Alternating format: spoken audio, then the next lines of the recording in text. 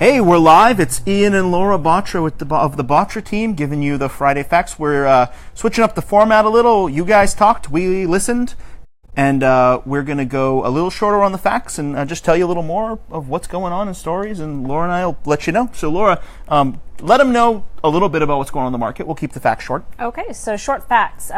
We've been already at really, really low inventory levels for the past few weeks. We've been kind of in the anywhere from mid to high 700s in terms of how many units. So that's how many condos, townhomes, and single families are in the market.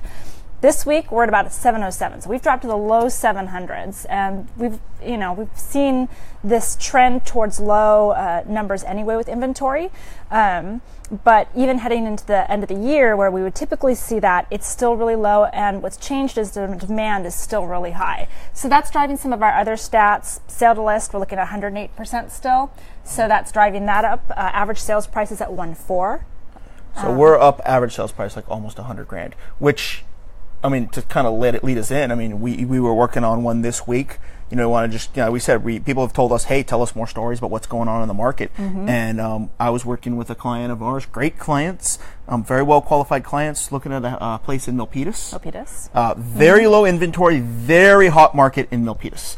Something that's definitely been a huge shift in this market here. And we wrote an offer, a pretty aggressive offer.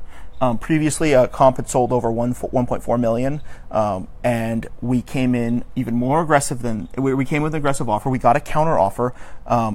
Long story short, essentially, that to go with that change in price, Milpitas has jumped about $100,000 since the last sales comp, which was not that old. It was within a month. So we're talking about, average sales prices have gone in the county now at 1.4 million, where before, so now, we just saw that in a home that had previously sold for 1.4, ended up selling almost 1.5 in an aggressive counter offer. To tell the story, our client didn't go into contract. They decided to back away at the last, at the end from the aggressive bidding war, and decided that they would pursue another property.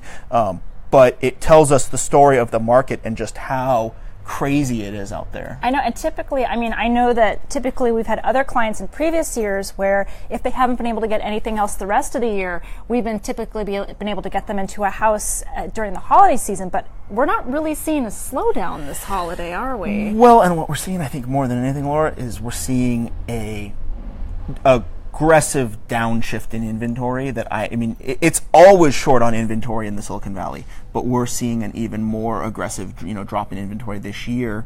And so, heck, people out there, you guys are thinking about selling, now's the time. Mm-hmm. But, for many reasons, we talk about this all the time on this show, people in the Silicon Valley aren't selling because they don't have a great compelling reason. They still need their house. So speaking about factors that drive the market, I know that we have some if not then prospective changes that are may potentially be coming federally for taxes. There's some state regulations and legislation that might potentially change the market. Any thoughts on this as we head towards the new year? Yeah, I think time will tell. Our market here in the Silicon Valley has historically been very resilient and resistant to almost any changes. So I think that, if we see things coming down the pipe, like, obviously everyone's talking about the new tax plan, if it's going to be passed as in, there are things in there that are on the chopping block, like the mortgage deductions, that could affect our local market. Personally, I think the bigger thing is the rates. I think if rates go up, it's really going to affect, and I think more than anything, the high end behaves how the high end behaves. It's going to affect the middle and the low points of the market, because in our area we do have people that are tight on affordability, and if you're tight on affordability and rates go up a little, that could really throw a wrench in there. And in the term we heard before, is we call it a crab market, which basically means the market goes sideways. Yeah. So right now we're at this point where affordability is still such that people can come in and drive the prices up $100,000. But if rates go up a little bit, then all of a sudden that could, for certain people, get rid of that $100,000 window where they're willing to do that, and now we enter into what's a crab market, and that makes the market go sideways. Now, I know California, we're looking at potentially, we have some reciprocal counties for transferring tax base for folks who are, 55 and over? Yep. I know that there's been a move, right now there's only 13 counties participating, there's been a move to try to make it California-wide. How do you think that might potentially impact if that... That would help.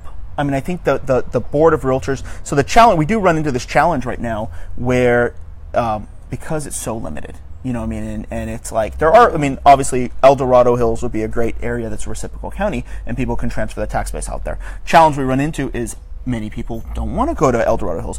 Oftentimes, I think a common one, we run into, people who are thinking about selling their home, and their kids may have gone to UCLA or USC, and wound up, starting a life in Southern California. Now, when you started your life in Southern California and your parents are up here, well, grandkids come along. So we find a lot that people that would maybe like to retire, but a lot of those counties aren't participating. So if we could get more reciprocal participation, that could create some fuel in the market. That could actually give a compelling reason for maybe at this point, okay, now I'm going to move down to be near my grandkids in Southern California. Well, it sounds like there's a lot to keep our eye on. As always, we're your advocates and your partners in this, so we'll be keeping an eye on it. We'll bring up any new information as it comes. Thank you so much for joining us this week. We really appreciate your support. Any questions, any comments, let us know. We are open. This is for you. All right. Thank you so much. And we'll look forward to seeing you next Friday.